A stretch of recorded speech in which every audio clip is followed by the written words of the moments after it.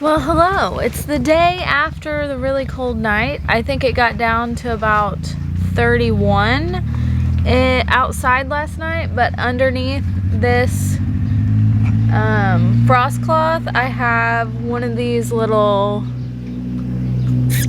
it says Bluetooth thermometer, but it really only works up to like 200 feet, so I can't check it from my house or anything. But it only got down to 44 under here, which is really cool. That's like 13 degrees higher. And I have another one as a test out here in the open, but still under the tunnel.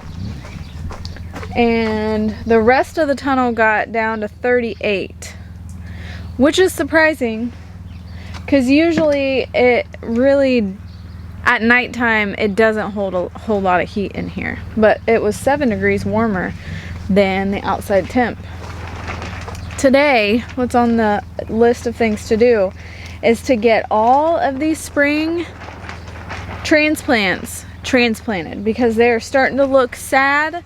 Their new growth looks okay, but like their old leaves are just, they've seen better days. They're ready to be transplanted. When your bottom leaves start turning yellow, it's not anything to freak out about. Like, look at these.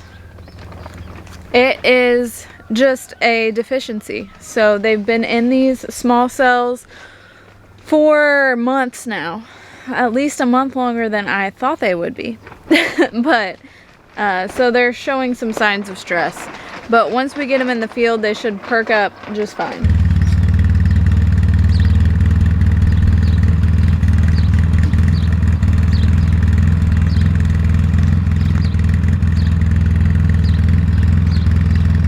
I'm out here at the garden. It's feeling real now. I'm planting. It's really time. I think along the edge I'm gonna start with my kale, and I'm going to use my new tool, the gritter, to map that out. So I don't have to constantly think about it. And the gritter allows you to have really good spacing, which makes weeding easier. I'm trying to stay on top of it this year. Can you tell?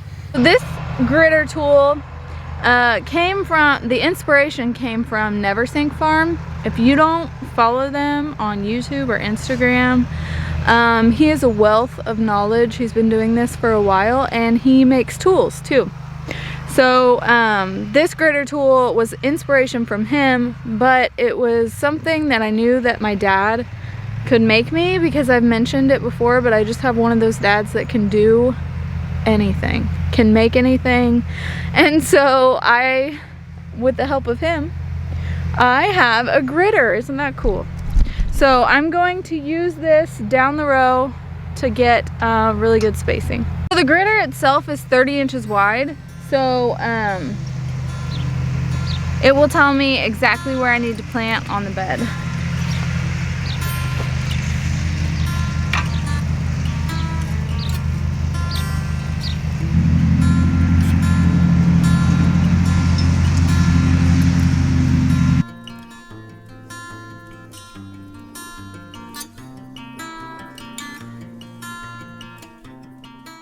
Got a big beautiful tray of kale here.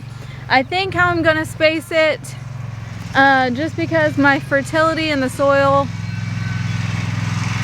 it's not bad, but it's not the best. I think I'm gonna go 15-inch spacing in the row and 2 rows. Because my beds are freshly tilled and they're mounded up, and so they're still pretty fluffy. They've got a lot of give on the edges. Maybe next year I can plant 3 rows, but the edges of my bed I feel like are just gonna fall off. As of right now, it really needs compacted a little bit, but I did use the gritter and it worked out great. You can see it gives you easy paths to follow. So I know that this little divot and this divot are 15 inches apart, so I'll plant a kale here and here, and I will probably stagger the rows. So I will plant here on this bed, but this bed I'll plant opposite. You get it. Now here's a time lapse of me planting kale.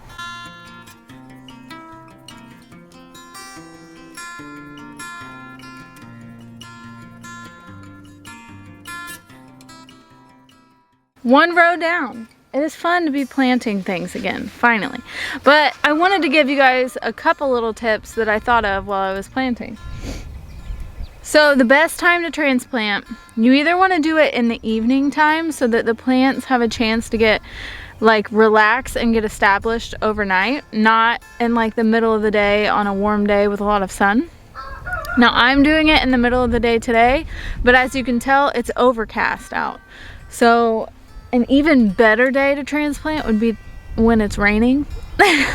If it was like a warmer rain and you could be outside, because then it's going to water in your plants for you, plus it's overcast. But an overcast day will do just fine. I will water these in when I'm all done. The variety of kale that I just planted was just the regular blue Scotch curly kale.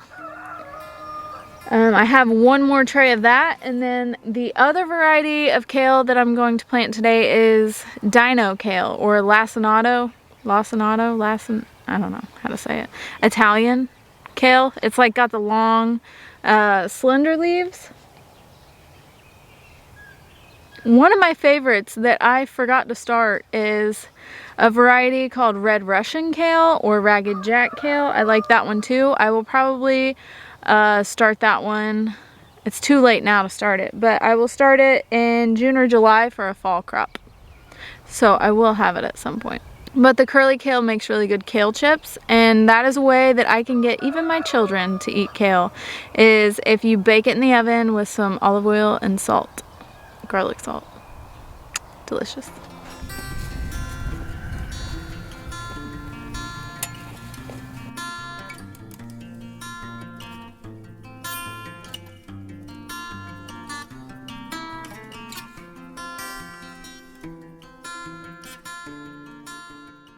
You can see this start has a couple yellow leaves. It's just because they ran out of nutrition in the little soil blocks, and I should have got them out a couple weeks ago. I just picked those leaves off and it'll be just fine. A little note about Bio 360, because I hear really good things about it. I hated it. First of all, the sun destroyed it in like less than a month. It was patchy, it did not stay together. But what did stay together won't disintegrate. Like, it's been a year since I put this down and it's still here. Isn't it supposed to dissolve or decompose? It doesn't. I won't be using that again.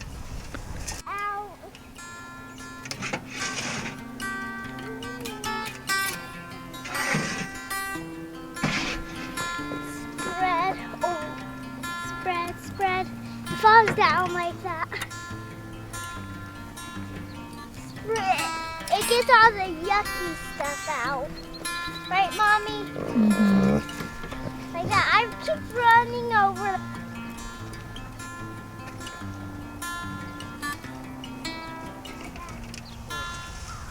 It's been another cold spring day outside, but I got 5 rows planted.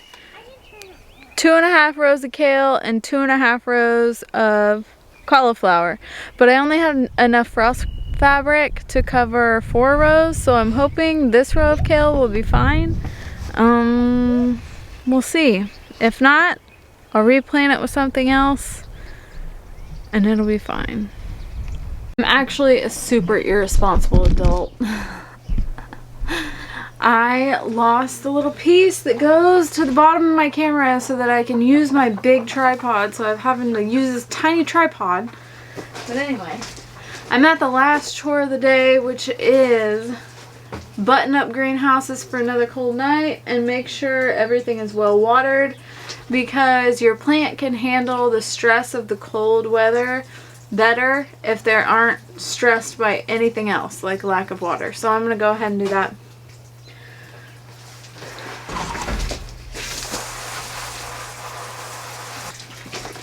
This greenhouse is like where all the sad things hide from me, because I don't know if you're anything like me, but out of sight, out of mind.